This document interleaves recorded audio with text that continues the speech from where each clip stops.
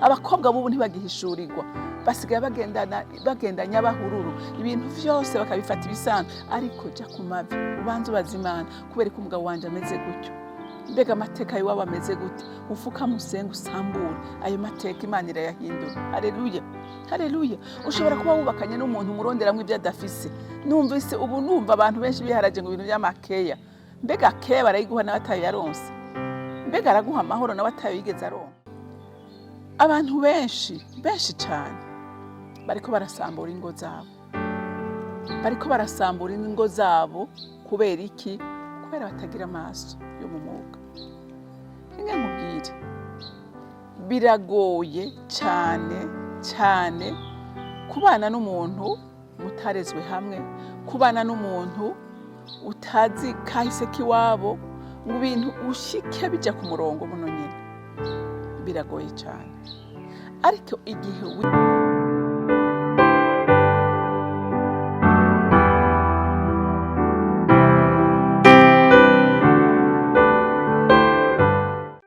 bakunzi bahori Kanani TV, ndanezerewe kandi gusubira guhura namwe ngo tuganire ijambo ry'Imana.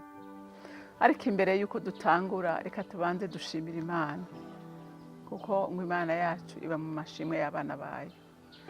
Mana data rugira byose uri mu ijuru, se umwami wacu Kristo, nyene imbabazi n'urukundo, amahoro n'umugisha wose, tunegerejwe mwami Imana no kuza imbere yawe tugushimira urukundo dukunda, tugushimira imbabazi utugirira uko bukeye nuko bwije, tugushimira ukuntu twitwararika, tugushimira ukuntu udahemuka ku isezerano ryawe, kuko warivugiye wowe ubwawe kuri umwungere wacu, kandi turagira ku murango no mu ijoro, uranavuga neza kutigera uhunyiza ku bwacu. Tubibona uko bukeye nuko bwije, kuko iyo turyamye si uko umwaka ataba yagerageje kuturasa imyambi, ariko tugashima ko ikiganza cyawe kituzigama kandi kikatuzitirira. Uri Imana rero ibereye gushimwa, uri Imana ibereye kuninahazwa. Turanezerewe kandi muri kino gitondo kutwemereye kuvyukira imbere yawe tugushima, tugutazira, tukuninahaza, tuvugana n'ijambo ryawe. Nyemerera rero mukunzi wanje abaryumva bose ribatembe neza, kuko n'ifunguro ry'impemu baryakire nk'ivuye mu kanwa kawe, ritavuye mu kanwa kanje nk'umwana w'umuntu, ariko ryahemutswe nawe. Reka rigira ubushobozi bwo kwiza no kubohora abana bawe. Ndagushimiye ubyumvise kandi uvyemeye kubidukorera. Icubahiro cyose n'amashimwe yose aba yawe, mu izina rya Kristo Yesu senze nizeye kuvyumvise, amen. Turakomeje kuganira ku umugore umunyamasengesho, umugore afise amaso abona, umugore azi guhishurirwa. Haleluya. Nagira ndakubwire ko udashobora guhishurirwa amabanga akomeye udafise amaso yo mu mwuka. Ndakwifuriza nk'umuvyeyi, ndakwifuriza nk'umumama, ndakwifuriza nk'umufitiye mama kugira amaso yo mu mwuka abona. Reka tubanze dusome, turaheza tubivugane ko dusome muri Rusi igice ca mbere, turasoma kuva ku murongo wa 15 dushikane ku murongo wa 18. Haravuga ngo Naomi aravuga ati, raba mugenzi wawe asubiye mu biwabo no ku Mana yabo, nawe subirayo ukurikire mugenzi wawe. Rusi aramwishura ati, reka kunyinginga kuguheba no gusubira inyuma ngo singukurikire, kuko aho uzoja ariho nzoja, kandi aho uzoba ariho nzora, aho uzorara nanje niho nzorara. Ihanga ryanyu niryo rizoba ihanga ryanje, Imana yawe niyo izoba Imana yanje. Aho uzogwa niho nzogwa, bahampambe. Uhoraho arakabimpanira kandi birushirije, ninagira ikizontandukanya nawe atari urupfu. Naomi abonye yuko afashe ingingo ntabanduka yo kujana nawe, arahora. Amen. Iyi nkuru ni inkuru y'umudamu yitwa Naomi, yarafise umugabo witwa Abimeleki. Hama ngo hatera inzara iwabo, bateye inzara bacahungira Mowabu. Mowabu cyari igihugu cy'abanyabyaha basenga ibigirwamana ariko kubw'inzara bahungirayo. Ngo bashitseyo bari bafite abana b'abahungu babiri, hanyuma bagira ibyago bikomeye. Umugabo arapfa wa Naomi n'abahungu biwe babiri barapfa, ariko bari bararongoye abakobwa, umwe yitwa Orupa na Rusi, bari abakobwa b'Imowabu. Ariko rero bamaze gupfa, Naomi arabona ko kuguma aho hantu abona ntacyo bishobora kumumarira, kandi yumva amakuru ko iwabo inzara yaheze. Aravuga ati sinoguma ngaha jenyene kandi ntacyo ndahicariye, nta muryango nkihafise, umugabo yarapfuye, abana barapfuye, atereka asubira iwacu. Hamabwira bakazana biwe ati bakobwa banje, ati nukuri mwambereye umugisha, abahungu banje barapfuye, umugabo yarapfuye, ati none ngira asubira iwacu. Ati namwe musubire iwanyu, kumbure Imana izobagirira neza, musubire muronka abagabo. Ngo baraturikisha bararira, ngo bararira cyane, baravuga ati yo ntidushobora kukureka wenyene, ati oya ntibyokunda. Arababwira atumbiriza ndababwira, ati murabona jewe ndashaje, sindi umuntu nzogende ejo ngo ndongogwe mvyara abana ati bababera abagabo. Ati naho vyonashika, ati ntimwobarindira, ati noneho ndi umusaza murabibona, ati genda Imana ibampera umugisha musubire. Orupa ngo baragumbirana nayo nabukwe, bararira barasezerana. Rusi aramurahira ati sinshobora kuguheba, ati aho uzoja niho nzoja, ati aho uzoba niho nzoba, ati Imana yawe niyo nzokurikira, ati aho uzogwa nanje niho nzogwa bahampambe, ati naho wonyica sinshobora kuguheba. Haleluya. Nabukwe aramwitegereza aramubwira ati ko wanse gusigara, ati nuze tugende. Ngenda babwira abantu benshi cyane bariko barasambura ingo zabo, bariko barasambura ingo zabo kubera iki? Kubera batagira amaso y'umwuka. Nkubwire biragoye cyane kubana n'umuntu mutarezwe hamwe, kubana n'umuntu utazi kahise kiwabo, ngo ibintu ushike bijya ku murongo buno nyene, biragoye cyane. Ariko igihe wihanganye ukaba umunyamasengesho, ukiga kumva ijwi ry'Imana, ukiga kuyibarira ibikugoye, nukuri ugera kure. Rusi arabona neza ati uyu muntu Imana asenga ni Imana idasanzwe. Yari yaramenye amakuru. Haleluya. Yaramubona asenga, yaramwumviriza asenga, akabona ko ari umumama w'umunyamasenga, akabona ko Imana asenga ari Imana idasa n'Imana ziwabo.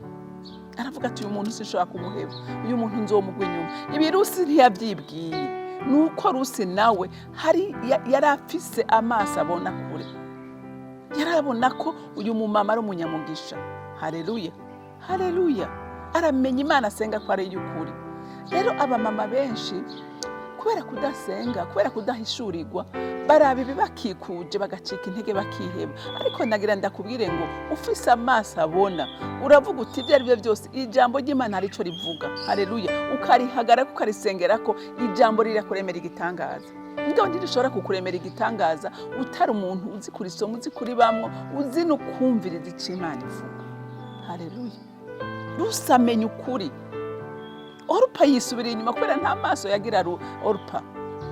Yarabisha amaso, yumva n'amajambo y'inabukwe amubwiye, amwereka ko atamuntu atabyizigiro bikihari. Ariko reka ndakubwire muntu w'Imana, umuntu akirimo umwuka w'abazima haba hakiri ibyizigiro. Haleluya. Imana ngo nta kure haba hitokura umuntu, kandi ngo nta kure Imana itoshitse umuntu. Uravye amateka ya Rusi ngo niwe yavuyemwo uruvyaro, Yesu yavuye mu ruvyaro rwa Rusi. Yabereye umugisha isi kubera yari yarahishuriwe. Ibi rero ntushobora kubihishurirwa utari umuntu igicaniro kiwe gihora caka. Ntushobora kubihishurirwa utari umunyamasengesho ahora ku mavi, uzi neza ngo uyu munsi ni bwaba bwije ejo buzoca. Rusi yarabona ko uyu munsi naho bwije, aravuga ati muri uyu nyene nzohabonera umugisha. Haleluya. Ese icoma nawe wa mumama we ukaba umumama afise amaso abona, ukaba umumama ahora ku gicaniro, ukaba umumama ahishurirwa. Abamama benshi ntibahushurirwa, abakobwa bubu ntibagihishurirwa, basigaye bagendanya bahururu, ibintu vyose bakabifata ibisanzwe. Ariko jya ku mavi ubanze ubaza Imana, kubera ko umugabo wanje ameze gutyo, mbega amateka yiwabo ameze gute, ufuka musenga usambure ayo mateka, Imana irayahindura. Haleluya, haleluya. Ushobora kuba wubakanye n'umuntu umuronderamwe ibyo adafise. Numvise ubu numva abantu benshi biharaje ngo ibintu by'amakeya. Mbega keya barayiguha nawe atayo yaronse? Mbega araguha amahoro nawe atayo yigeze aronka? Agukunda atigeze akunda? Rero nahawe kumenya ico ukwiye gukora n'ico ukwiye gutanza ikiguzi.